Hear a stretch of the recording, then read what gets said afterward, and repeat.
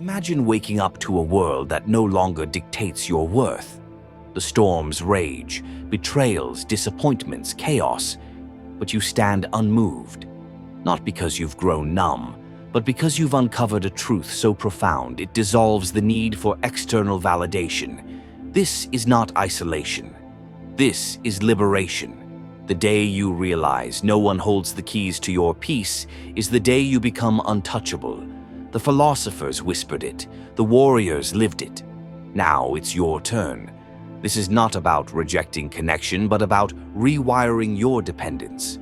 The first step: recognizing that every ache for approval, every flinch at rejection, is a mirror reflecting one fragile lie: that you need others to complete you. But what if you didn't? What if the very thing you fear, being alone, is the doorway to an unshakable strength? Let me tell you how. The world teaches you to seek love, attention, validation, as if these are prizes hidden in others' hands. But here's the truth. Needing someone is not the same as choosing them. Needing is a void. Choosing is power. When you depend on another's presence to feel whole, you hand them the scalpel to carve your wounds. But when you stand complete, their presence becomes a gift, not a lifeline. This shift doesn't happen by chance. It's a rebellion, a deliberate rewiring of your mind to see solitude not as loneliness, but as the sacred ground where you meet yourself. Think of the last time someone's indifference gutted you. Recall the weight of their words, the way their silence became your prison. Now imagine this. What if their opinion had no power? What if their absence didn't diminish you, but revealed your own abundance? This is the art of emotional sovereignty. It begins with a question. Who would you be if no one was watching? Not the version you perform for the world, but the unedited, unapologetic self that exists when the audience vanishes. That self doesn't need applause. It doesn't crumble under criticism.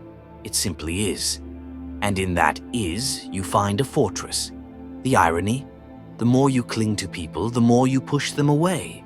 Love born of need is a cage. Love born of choice is wings. This is why the desperate are left emptier. Their grip suffocates what they crave. But when you release the need, you create space for something rare. Relationships that are optional, not obligatory. You stay because you want to, not because you have to. And that is freedom. So how do you get there? It starts with a single realization. You were never incomplete. You were taught to believe you were. The second pillar of this transformation is the death of expectation. Every disappointment you've ever felt was born from a script you wrote for others, a role they failed to play. But here's the truth. No one owes you the performance you imagine. Not their loyalty, not their understanding, not even their love. The moment you stop demanding others fill your voids is the moment you take back your power. This isn't cynicism, it's clarity. People will love you imperfectly or not at all, and that's okay. Their limitations are not your burdens to carry. Think of expectation as a chain. Each link is a should. They should appreciate me. They should know how I feel. They should be different. Now imagine dropping that chain. Feel the weightlessness. That's the sound of your spirit unshackled. This doesn't mean you tolerate mistreatment. It means you stop mistaking others' actions for your worth. A tree doesn't wither when a bird abandons its branches. It stands. It grows. It doesn't uproot itself to chase the wings that left. Neither should you. The practice is simple but not easy. Give without strings. Love without contracts. Speak your truth without waiting for a reply. When you offer kindness, let it be for the sake of kindness, not a receipt for reciprocation. This is how you detox your heart from dependency. You'll begin to notice a shift. The people who stay are no longer hostages to your needs, but volunteers to your energy. And those who leave, they were never yours to keep. But what about betrayal? What about the wounds that scar? Here's the secret. Pain is inevitable. Suffering is optional. The first comes from the act. The second comes from the story you attach to it. How could they? Because they did. No drama, no delusion, just fact. The quicker you accept what happened, the faster you reclaim your present. This is the alchemy of detachment, turning the lead of loss into the gold of self-reliance. And loneliness? Ah, that old ghost. It will whisper that you're incomplete. Don't believe it. Loneliness is not the absence of others, but the absence of yourself. The day you befriend solitude is the day you realize you were never alone. Now we arrive at the third revelation, mastery of your own mind. The untouchable man is not immune to pain. He is fluent in its language. He knows that emotions are storms, intense but temporary. He doesn't build his house in the hurricane. He observes the wind but anchors in the eye. This is the discipline of response. Between the trigger and the reaction, there's a sliver of space. Most people miss it. They tumble from emotion to action without thought. But you pause, you breathe, you ask, does this serve me? Anger will come, let it. But don't let it wear your skin. Sadness will rise, sit with it. But don't let it drown you. Every feeling is a messenger, not a master.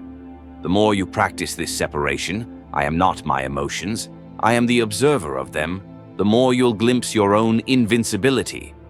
Marcus Aurelius wrote, "You have power over your mind, not outside events." Realize this, and you will find strength. This is the heart of it. Control is an illusion. Mastery is not. Consider this. When someone insults you, their words are just sound waves. The sting comes from your agreement. The untouchable man hears the noise but doesn't sign the contract. He knows his worth isn't negotiable. This isn't arrogance, it's armor. The world will test you, people's cruelty, life's unfairness. But these are not judgments of your value. They're lessons in your resilience. Here's how you train this muscle. Start small. Next time irritation flares, don't speak. Watch the heat rise and fall like a tide. Notice how it passes when you don't feed it. This is the birth of self-command. Over time, the gaps between provocation and response widen. You'll catch yourself mid-reaction and smile. I see you, anger. Not today. This is the quiet power that unnerves the world. Not because you're cold, but because you're unshakable. And when the storms come, and they will, you'll stand differently. Not as a victim begging for calm, but as a sailor who knows no storm lasts forever. The fourth pillar is the art of letting go. Not of people, but of outcomes. The untouchable man engages fully but clings to nothing. He understands that all things are on loan, relationships, success, even life itself. The tighter you grip, the more you crush what you hold. This is the paradox of non-attachment. You must care deeply, yet lightly. Think of your heart as an open hand. Love rests there, free to stay or leave. Close your fist and you suffocate it. This is why the neediest lose the most.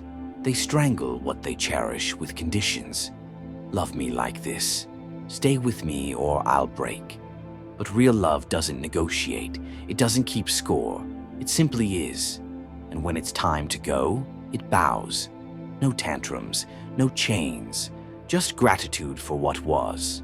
The practice, love without warranty, give without ledger, forgive without amnesia.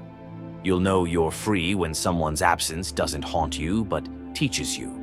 When memories are